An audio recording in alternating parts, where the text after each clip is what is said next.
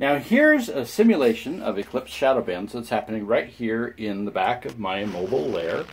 About 200 feet away, way out there, I have a little tiny camera set up on a tripod, and it's casting a ray of sunlight onto the back of my mobile lair, onto this white piece of paper. And you can see that the heat waves become visible in this image. Now, a Schlieren camera has the ability to see heat waves. So when I light this torch, you can actually see the heat waves of the torch appear on that white piece of paper. Another thing that I've done with today's experiment, the one right now, is that the mirror is a very narrow horizontal slit. So it's long and narrow. And you can see, I hope, that the shadow bands are oriented horizontally. The heat waves, perhaps, only show up in the horizontal dimension. They are oriented this way. Now I'm about to go change my camera, or the mirror, so that it's oriented about 45 degrees, and what we'll see is these shadows move to that. So we're going to try 45 degrees, and then we're going to try vertical. I need to go reset, and we'll go take a look.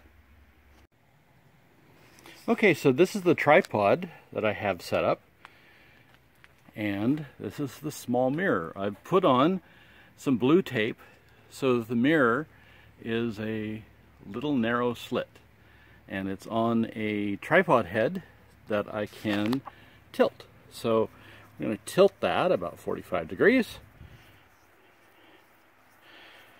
30 degrees, 40, 45 degrees. Now I'm going to have to move the other levers, and I'll see you back in the lair in just a second. Okay, we're back in the lair again. I've just come back in, and the shadow bands are appearing. You'll see that my paper is oriented horizontally up here, but the shadow bands are no longer horizontal. They're showing up at a 45-degree angle. Hope you can see that. See those heat waves?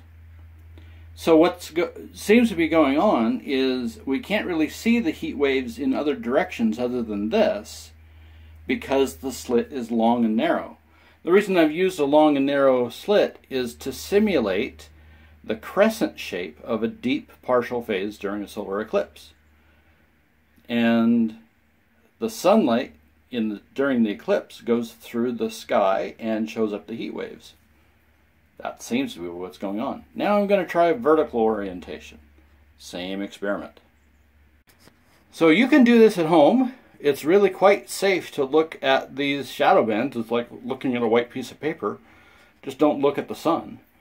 Now, it's great to look at shadow bands during a partial solar eclipse, because if you see shadow bands on the ground, you know that it's not yet safe to look up with the naked eye.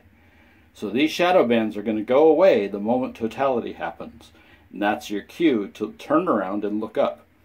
So it's really great for keeping kids safe, to divert their attention down to the shadow bands, and that keeps their eyes off of the bright sun during the partial phases of the eclipse. Happy hunting with your eclipse photography and your shadow bands photography. This is Rick DeWitt, Mad Scientist, lead investigator of the Shadowbands experiment. For more information, check out Knomon.com, Knomon.com. Thank you very much.